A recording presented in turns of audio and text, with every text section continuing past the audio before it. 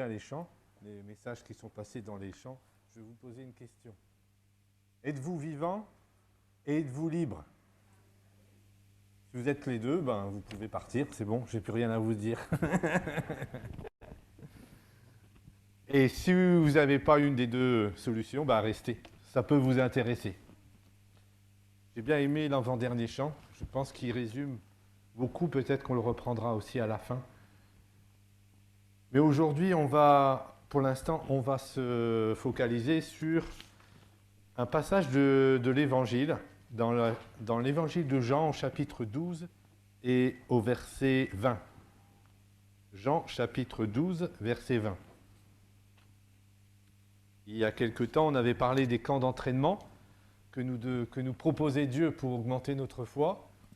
Et Jésus, dans ce passage, va nous proposer aussi un autre programme qu'on peut apprendre aussi dans les camps d'entraînement, bien entendu. Mais je vous laisse découvrir après par la suite. Donc Jean chapitre 12 et verset 20. Voilà. Quelques Grecs, au nombre de ceux qui étaient montés pour adorer pendant la fête, s'adressèrent à Philippe de Bethsaïda en Galilée. Et ils lui dirent avec instance, « Seigneur, nous voudrions voir Jésus. » Philippe alla le dire à André, puis André à Philippe, le dire à Jésus. Jésus répondit, « L'heure est venue où le Fils de l'homme doit être glorifié. En vérité, je vous le dis, si le grain de blé qui est tombé en terre ne meurt, il reste seul. Mais s'il meurt, il porte beaucoup de fruits. Celui qui aime sa vie la perdra, et celui qui hait sa vie dans ce monde la conservera pour la vie éternelle. Si quelqu'un me sert, qu'il me suive. Et là où je suis aussi sera mon serviteur. Si quelqu'un me sert, le Père l'honorera.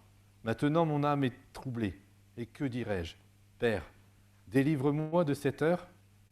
Mais c'est pour cela que je suis venu jusque ici, jusque cette heure. Père, glorifie ton nom. Amen.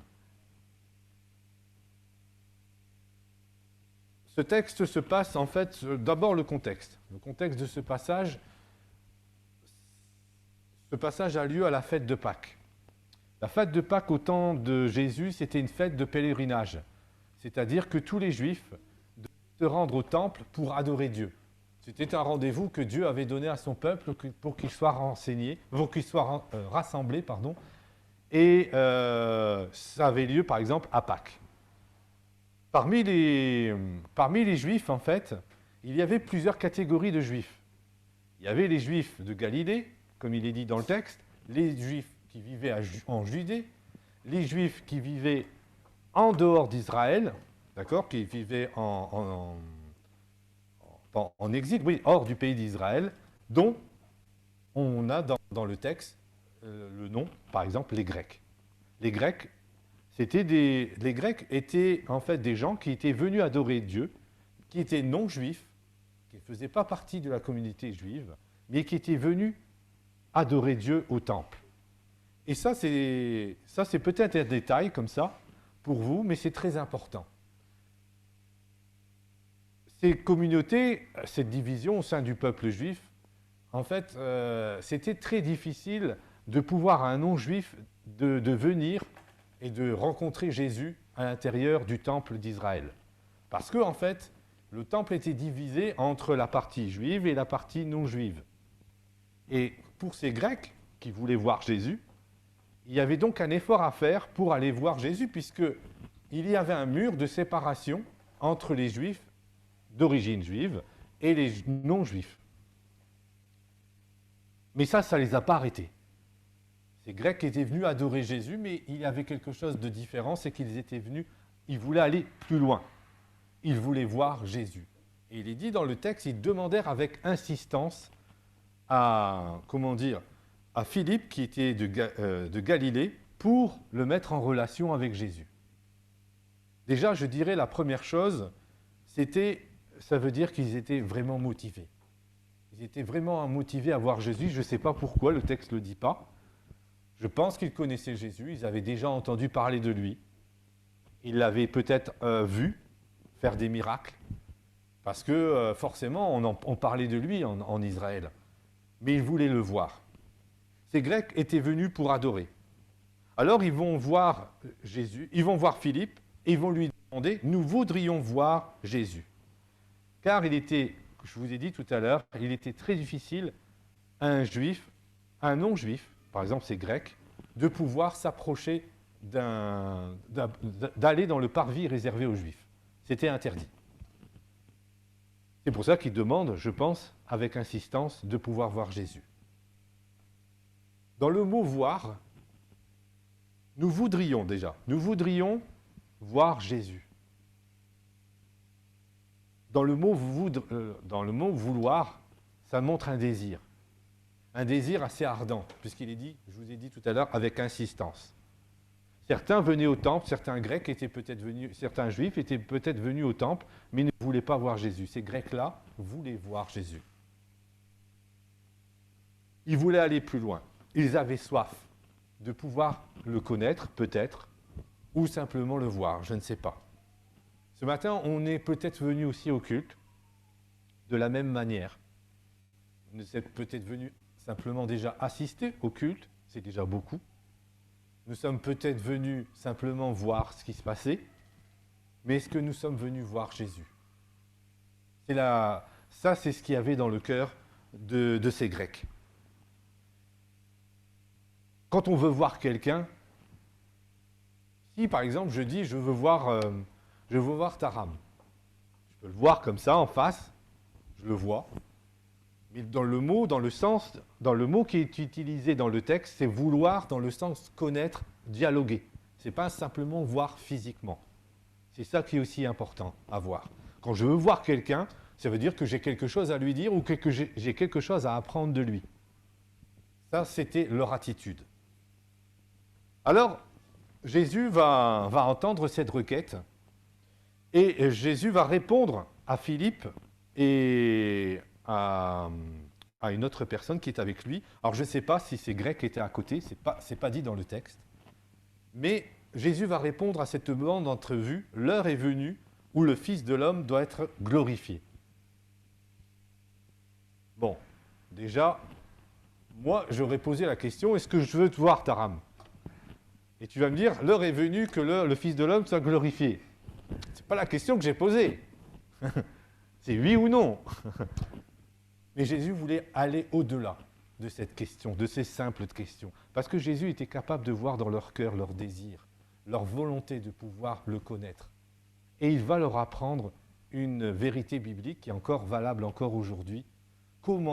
Qu'est-ce que ça veut dire voir Jésus? Parce qu'on peut voir quelqu'un physiquement et finalement ne pas discuter avec lui, ne pas le connaître. Alors c'est ce qu'il va leur répondre.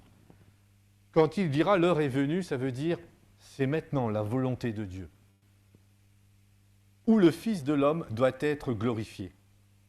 Le Fils de l'homme, c'était un homme qui était issu, c'est-à-dire le Fils de l'homme, c'est vous, c'est moi. Ce sont des hommes qui sont issus de la postérité de Adam. Adam, c'est le premier homme. D'accord? C'est lui qui a été créé en premier. Il était créé dans la présence de Dieu. Il était créé pour être avec Dieu. Mais voilà, simplement, il a péché et il a été retiré de cette présence de Dieu. Et malheureusement, il a donné à tous ceux qui viendraient après lui, après cette postérité, qu'on appelle le péché. Et ce péché a été donné à chacun d'entre nous. Malheureusement. Et là, Jésus est en train de dire, le Fils de l'homme, donc quelqu'un qui a été en contact avec le péché, doit être glorifié. Mais Jésus, lui, est venu changer cela. Jésus est venu changer cette malédiction qui touchait chaque homme, parce qu'en lui, il allait nous donner une autre semence qui n'allait pas porter le péché, mais plutôt la vie. C'est ce qu'il était venu annoncer dans cette parole qu'il va prononcer. Jésus va leur répondre en disant, va annoncer sa mort et sa résurrection. Il va annoncer sa mort et sa résurrection. On demande à voir Jésus et Jésus répond qu'il va mourir et qu'il va même ressusciter. En fait, Jésus va expliquer le sens spirituel de voir Jésus dans nos cœurs et dans nos vies. Alors il va l'expliquer au verset 24. Juste après les premières phrases que je viens de lire, il va dire « En vérité, je vous le dis, si le grain de blé qui est tombé en terre ne meurt, il reste seul. Mais s'il meurt, il porte beaucoup de fruits. » Et c'est en cela que Jésus va leur annoncer sa mort et sa résurrection.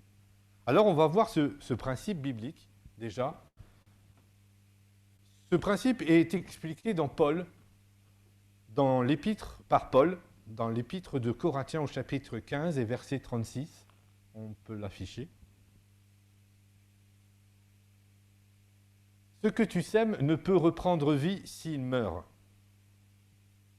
Et ce que tu sèmes, ce n'est pas le corps à venir, c'est un simple grain, peut-être une autre semence. Puis Dieu te donne un autre corps, comme il veut, et à chaque semence, il donne un corps qui lui est propre. Jésus va utiliser une parabole, une image, pour expliquer ce principe biblique. L'image du grain de blé. Le grain de blé contient, on l'a vu, enfin vous le connaissez tous, un épi, enfin une tige, et au bout de cette tige, on a un épi.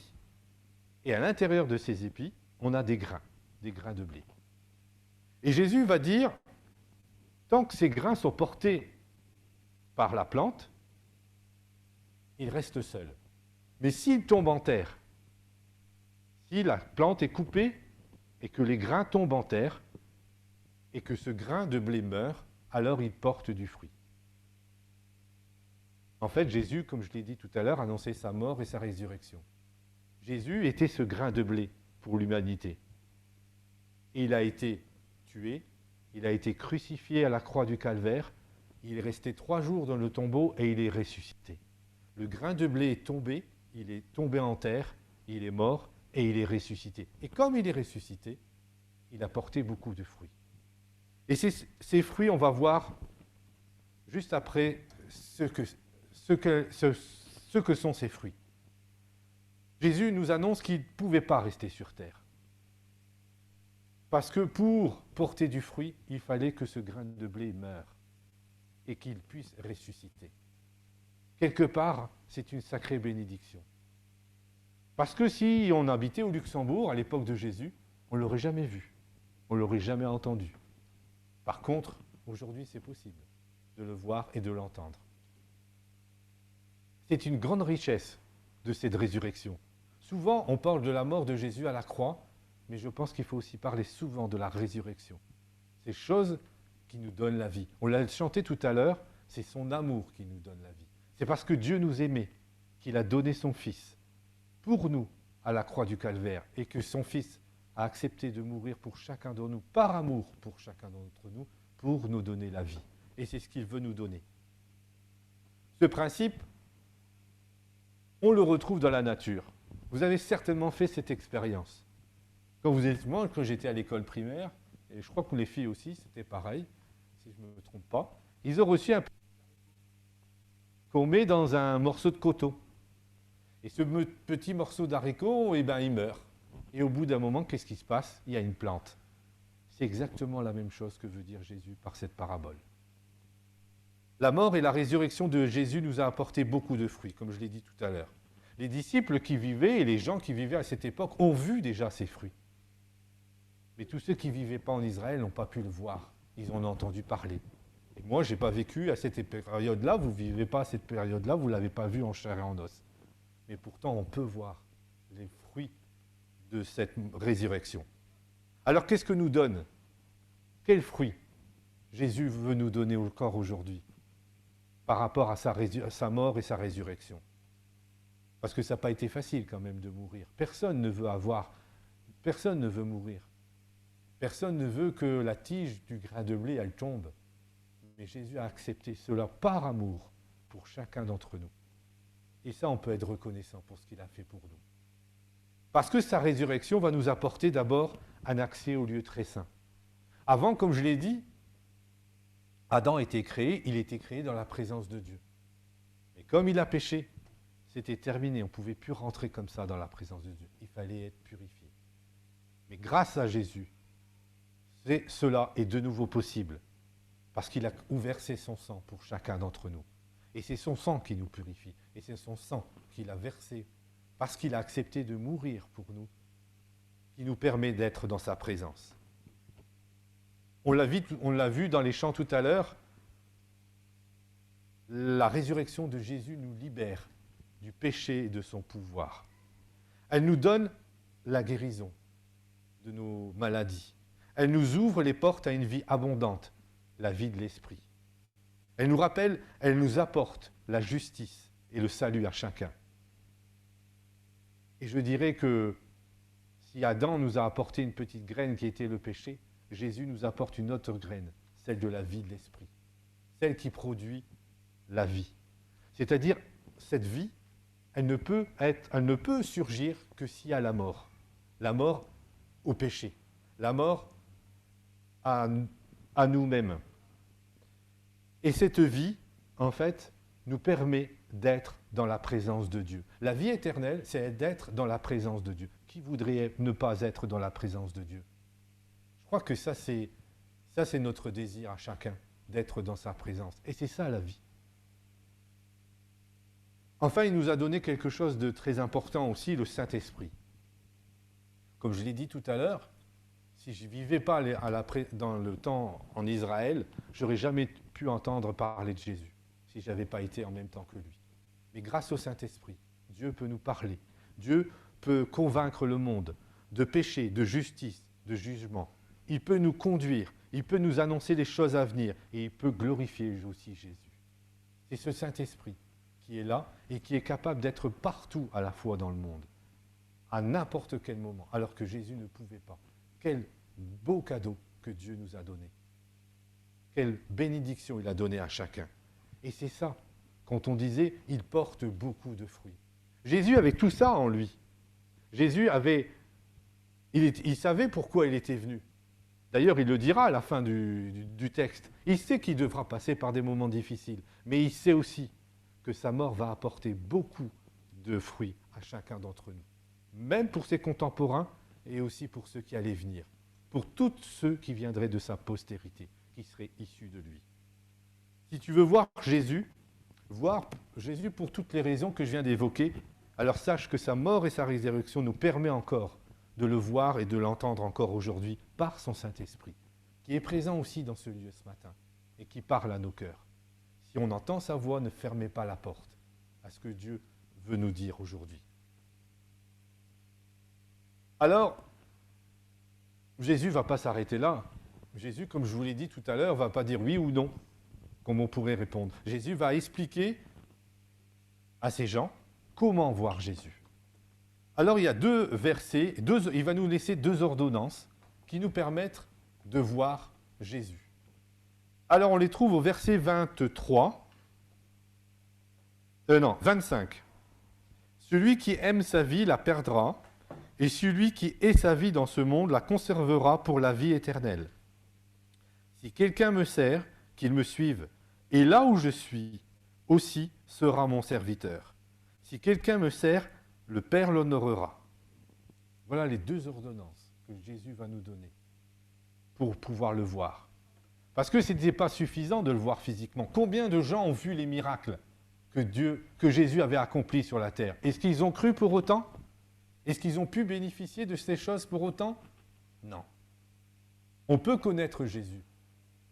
On peut avoir entendu parler de lui. On peut même lire la Bible tous les jours si on veut.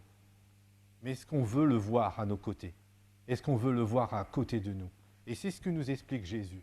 Jésus nous dit, vous pouvez me voir physiquement, mais ce que je veux, c'est vous voir spirituellement. Et c'est ça le message de Jésus. Jésus ne répond pas à côté de la question.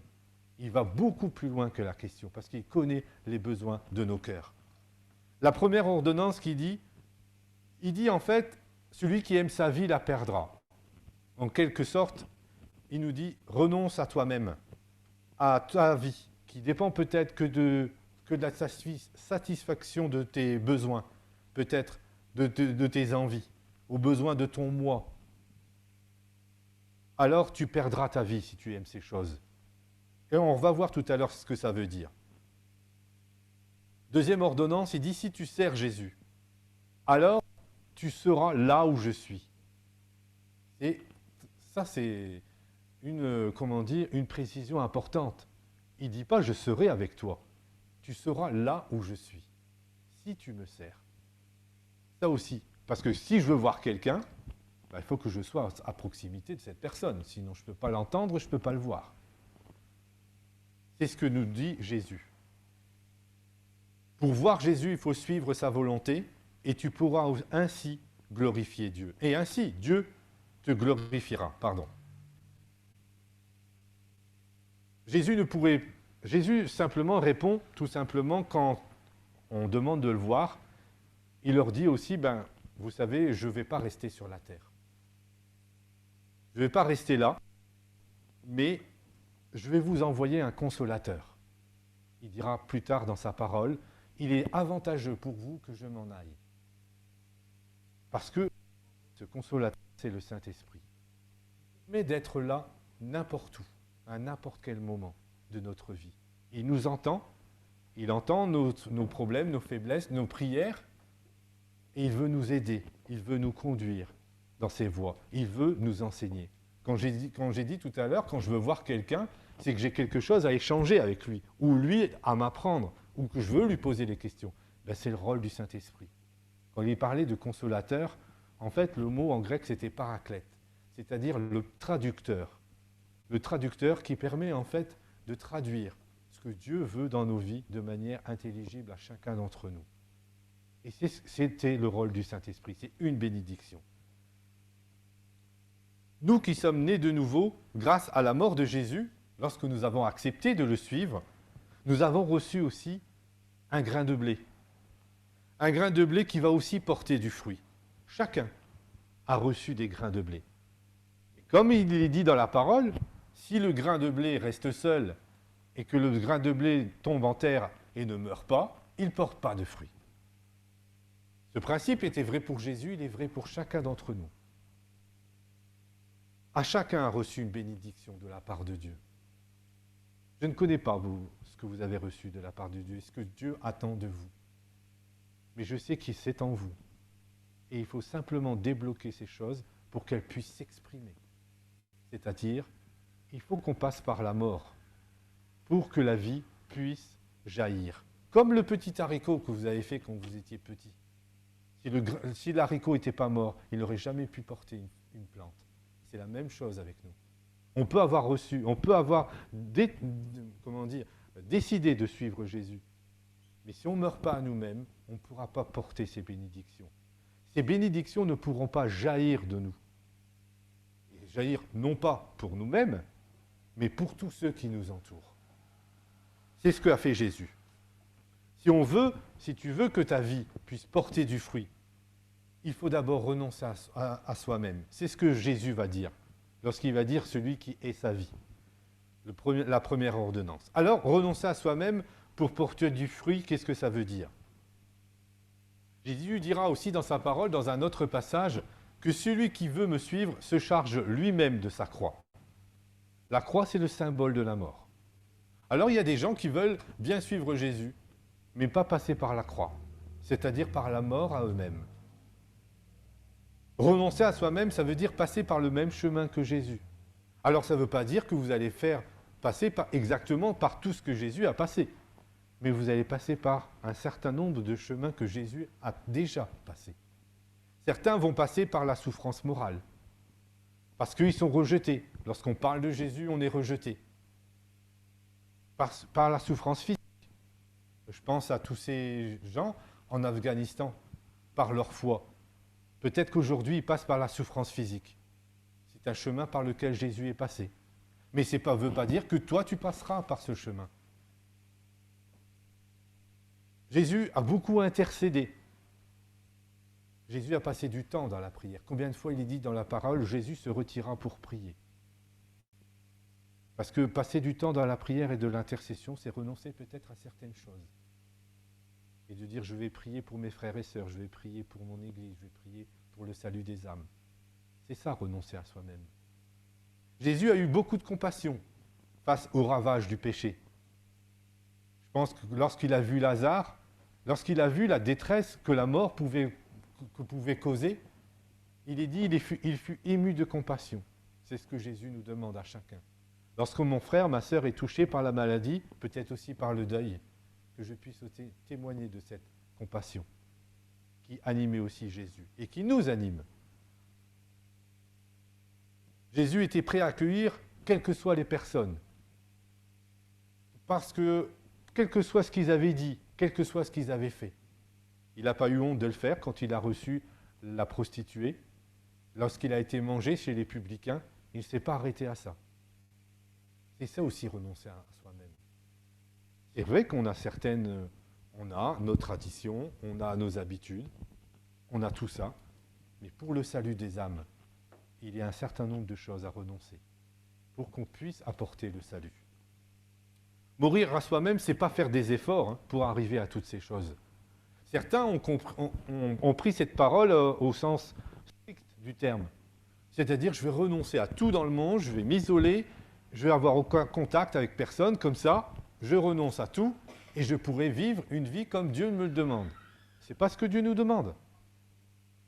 Renonce à toi-même. C'est-à-dire, renonce à certains moments de ta vie lorsque tu crois que tu as la solution, par exemple, à ton problème. Tu as un problème qui se passe devant toi. Et toi, tu as l'habitude de gérer tes problèmes de telle ou telle façon. D'accord ? Tu sais que ça va marcher. Mais pour un coup, tu peux te dire, si je demandais à Dieu, qu'est-ce qu'il en pense ? Comment lui, à ma place, il réagirait ? C'est ça, renoncer à soi-même. C'est de dire, non pas ma volonté, mais ta volonté. Et c'est ça qui fait toute la différence. Souvent, on a une manière d'agir qui est différente de la manière d'agir de la part de Dieu. Et simplement, Dieu veut nous apprendre à renoncer à nous-mêmes pour pouvoir mieux s'exprimer à travers nous et de permettre à cette bénédiction qu'il y a dans notre cœur de pouvoir s'exprimer pour ceux qui nous entourent. Peut-être pour moi-même, parce que je vais apprendre des choses, c'est clair, mais aussi pour les autres. Renoncer aussi à soi-même, c'est renoncer à juger tout le monde, quelle que soit la situation. À chaque fois que quelqu'un fait quelque chose de différent de moi, ce que je pense ou moi, ce que je dis, de le juger. C'est ça, renoncer à soi-même. Parce que si Dieu veut que telle ou telle personne puisse, donner des manières de réagir, ce n'est pas forcément la mienne. Mais ça veut dire que peut-être que Dieu agrée ces choses. C'est ça, renoncer à soi-même. Parce que notre efficacité, notre vie chrétienne dépendra de la qualité de notre réponse, de la qualité de notre renoncement à nous-mêmes pour laisser Christ agir à travers nous. Et ça, je crois que ça, c'est très important. Plus on laisse Jésus agir à travers nous, plus notre vie chrétienne est efficace. Si le grain de blé ne meurt, rien ne se fera. Tu pourras faire des efforts comme tu voudras. Tu pourras faire des grandes campagnes d'évangélisation, des semaines de prière, des jeûnes, des concerts, tout ce que tu veux. Si le grain de blé ne meurt pas, il ne portera pas de fruits. Tu pourras venir tous les dimanches, tu pourras lire ta Bible tous les jours. Ça ne servira à rien. Parce qu'en fait, ce que Dieu veut, c'est que tu renonces à toi-même pour le laisser agir à travers lui. Et ça, c'est très important. Je suis passé par un moment aussi difficile comme ça. On m'avait fait du mal et la première chose qu'on a, même si on est enfant de Dieu, même si on croit en lui, même si je me trouve devant vous, moi aussi, j'ai besoin d'apprendre. La première chose qu'on veut faire, c'est nous venger. D'accord ? C'est pouvoir traiter le problème à notre façon, quelle que soit la façon. Et je me souviens de cette situation dans laquelle j'étais tombé, je me suis dit non, je vais suivre. Je vais m'arrêter, je vais prier. Je vais prier pour savoir quelle est la façon que Dieu veut que j'utilise pour régler ce problème. Je sais que je vais y arriver. Je pourrais y arriver avec mes propres façons, mais à quel prix ? Et vous savez, cette prière, elle m'a libéré. Elle m'a libéré de cette colère que j'avais envers cette personne. Et elle m'a enseigné une voie que je ne connaissais pas. Et cette voie, elle m'a permis en fait la réconciliation. Combien de fois j'ai pu faire ces choses et expérimenter ces choses. Et c'est ça, renoncer à soi-même. C'est de dire, je sais que je peux le faire. mais pas de la manière que Dieu veut dans ma vie. Et ça a porté du fruit. Un disciple renonce à lui-même et sert son maître. Un militant, il sert une cause et il se fait plaisir. Ce n'est pas ce que Dieu nous demande. Dieu nous demande d'être des disciples. Servir son maître pour être près de lui. Renoncer à nos désirs pour le laisser agir dans notre vie, pour que la vie coule en nous. Ce n'est pas le rejet du monde, ce n'est pas abandonner la souffrance volontairement, ou ce n'est pas rechercher la souffrance volontairement que Dieu nous demande. Dieu nous demande simplement de renoncer à notre manière de faire dans telle ou telle situation. Parce que là, on va voir Jésus agir. Et on le permettra d'agir dans nos cœurs. Sinon, on passe à côté.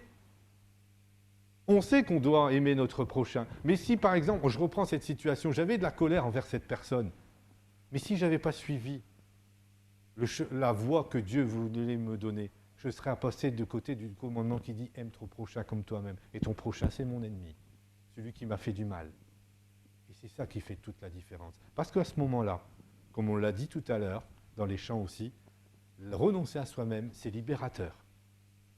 Ça nous libère. Ça nous libère de la poids du péché.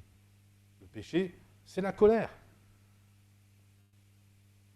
Je vais prendre un exemple. Si tu es négligé, oublié des autres, les autres ne font pas attention à toi. Renoncer à soi-même, c'est ne pas riposter. Si à chaque fois que tu as des désirs, elles sont contraintes par telle ou telle chose, tes avis ne sont même pas écoutés, tes opinions sont rejetées, renoncer à soi-même, c'est ne pas se mettre en colère, ne pas se venger et dompter sa langue. C'est ça, renoncer à soi-même. Paul, il dira dans Philippiens chapitre 3 et verset 8, une chose importante, parce qu'il a vécu ces choses. Paul, ce n'était pas n'importe qui. Paul, il avait de l'éducation, il avait été élevé au pied de Gamaliel, un pharisien, il parlait le grec, il parlait plusieurs langues. Et il avait en fait aussi, dans ses qualités, c'était un orateur. Il savait parler. Et il parlait souvent aux Grecs. Et les Grecs aimaient pouvoir discuter. Ils aimaient en fait pouvoir échanger leurs données, convaincre. Et Paul dira tout simplement, j'ai rejeté toutes ces choses-là pour prêcher une seule chose, Christ crucifié. Et il ne voulait pas convaincre, il voulait simplement dire, je n'ai pas essayé d'utiliser toutes mes capacités, j'ai simplement voulu parler de la croix et permettre à Dieu d'agir par son Saint-Esprit. C'est tout ce qu'il a dit. Il a mis de côté toutes ces choses et il a dit, j'ai regardé toutes ces choses comme une perte à cause de l'excellence de la connaissance de Jésus, mon Seigneur, par lequel j'ai renoncé à tout. Je les ai regardés comme de la boue afin de gagner Christ. Afin de gagner Christ, afin de le voir. Et d'être trouvé en lui, non avec ma justice, celle qui vient de la loi. Parce que Paul était un pharisien, il connaissait bien la loi des Juifs. Il la respectait très très bien. Mais il n'a pas regardé ça comme un honneur. Il a regardé ça comme de la boue, pour laisser Christ pouvoir s'exprimer en lui. On va arrêter le passage là-dessus. Je crois que c'est assez clair. Un serviteur ne peut pas être plus grand que son maître. Alors, renoncer à soi-même, c'est renoncer aussi de se mettre en avant dans telle ou telle situation. Mais de dire, Jésus m'a fait la grâce de pouvoir faire telle ou telle chose. Et grâce à lui, j'ai pu annoncer la parole, j'ai pu faire ceci, j'ai pu faire cela. Renoncer à soi-même, c'est recevoir des reproches d'un frère, d'une sœur, sans pouvoir sourciller, sans pouvoir dire quoi que ce soit, et de l'accepter. Ça, c'est super dur. Mais pourtant, c'est ça, renoncer à soi-même. Alors, je dirais que renoncer à soi-même, c'est aussi un moment de repentance. Je pense à Jonas. Jonas aussi, c'est un grain de blé. C'est un grain de blé qui a dû mourir pour porter du fruit. Parce que Jonas avait reçu une parole de la part de Dieu. Va à Ninive, va leur apporter la parole de Dieu. C'est comme si aujourd'hui je vous dirais, va au pays de Daesh, va leur apporter la parole de Dieu. Et Jonas, il a simplement écouté son cœur, ses propres idées. Non, j'ai pas envie. Est-ce que vous direz d'aller dans le pays de Daesh et de prêcher l'évangile? Est-ce que vous diriez oui? Moi, je ne le juge pas. Hein. Alors, il s'est trompé. Et il a dit non, je ne vais pas laisser la volonté de Dieu s'exprimer. Je vais aller de l'autre côté. Et ce qui s'est passé, c'est que ce grain de blé est tombé. Non pas en terre, mais dans un poisson. Et pendant 3 jours, il a dû réfléchir à ça. Il a réfléchi et il est revenu sur sa décision. Non pas d'aller à Tarsis, mais d'aller à Ninive, pour que ces gens soient sauvés. Et je dirais, renoncer à soi-même, c'est passer par un moment de repentance. Simplement faire le point sur notre vie. Lorsque j'ai préparé cette prédication, j'ai aussi fait le point sur ma vie. Et j'ai besoin aussi de repentance pour pouvoir renoncer à moi-même. Pour laisser Christ agir en moi. Et c'est ça qui fait toute la différence. On a besoin aussi de dire, finalement, oui, j'ai des capacités, j'ai un caractère, je sais, j'ai certaines habitudes dans ces domaines. Non, laisse Dieu agir. Et la repentance, c'est simplement de changer de direction comme Jonas il a fait. Au lieu d'aller à Tarsis, il a été à Ninive, là où Dieu le voulait. C'est simplement ça, la repentance. Et je pense que chacun d'entre nous, moi aussi en premier, j'ai besoin de ces choses dans ma vie. Pour que je sois libre, comme ça a été dit tout à l'heure, pour que ma vie soit efficace, pour que je puisse vivre la vie spirituelle. Vous n'avez pas envie de vivre la vie spirituelle que Dieu décrit, que Jésus avait dans les évangiles? On voyait des miracles, on voyait des conversions, on voyait toutes ces choses-là. J'ai envie de voir ces choses. Mais je dois passer par moi-même, la renoncer à moi-même avant. Et ça, c'est pour chacun. Ce n'est pas l'œuvre de certaines personnes, c'est pour tout le monde. J'ai envie que ma vie soit efficace, pour porter du fruit. Alors vous allez dire, Joël dit toujours pareil, mais si je veux réaliser les œuvres que Dieu a préparées d'avance, ben, il faut que je passe par là. Il y a les camps d'entraînement, comme j'ai parlé, mais aussi renoncer à soi-même, pour que je puisse laisser Dieu agir à travers ma vie. Parce qu'en ce cas-là, ma vie est transformée. Ma vie, ma famille va être transformée. Mon église va être transformée. Et le monde sera transformé. Parce que ce n'est plus moi qui agis, mais c'est Jésus qui agit. Paul dira, si je vis par l'Esprit, ce n'est plus moi qui vis, mais c'est Christ qui vit en moi. Et c'est ce que demande Jésus. Vous voulez voir Jésus? Alors renoncez à vous-même et servez-le. C'est ce que nous dira Jésus dans l'Évangile. Pourquoi faire? Pour que notre vie soit efficace, pour encourager, pour enseigner, pour montrer le chemin à tous ceux qui en ont besoin. Ce n'est pas une belle mission? Alors on a besoin d'apprendre à renoncer à nous-mêmes. C'est pour ça que certaines épreuves qui nous arrivent, certains camps d'entraînement par lesquels il faut passer, mais qu'on puisse accepter cette situation difficile dans notre vie pour pouvoir mieux le laisser agir, pour que la vie puisse éclore de ce petit haricot. Amen. Alors je vais m'arrêter là. Je vais m'arrêter là pour aujourd'hui, mais je voudrais simplement qu'on puisse baisser la tête. Et comme je vous ai dit, ce n'est pas facile de pouvoir renoncer à soi-même. Est-ce qu'on veut aussi renoncer à nous-mêmes? Et quel est le désir de notre cœur qui anime notre vie? Est-ce qu'on veut voir Jésus? Ça doit passer par là. Alors je voudrais simplement que vous puissiez réfléchir à ça. Et si quelqu'un veut qu'on prie pour lui, qu'il lève simplement la main, et je vais demander à Taram de venir devant et de prier pour ceux qui ont besoin. Moi, j'ai besoin aussi qu'on prie pour moi. Je ne suis pas parce que je suis devant que je n'ai pas besoin de la prière. J'ai besoin de renoncer à moi-même pour que la vie puisse passer en moi. Amen. Alors si quelqu'un se sent concerné par ce qui a été dit, qu'il puisse simplement lever la main et Taram va prier pour cette personne. Moi, je lève la main. J'ai besoin. J'ai besoin de la prière pour non pas prendre cette décision, parce que cette décision, on l'a prise dans notre cœur, mais pour nous aider à renoncer à nous-mêmes, afin que sa vie puisse couler en nous. Amen.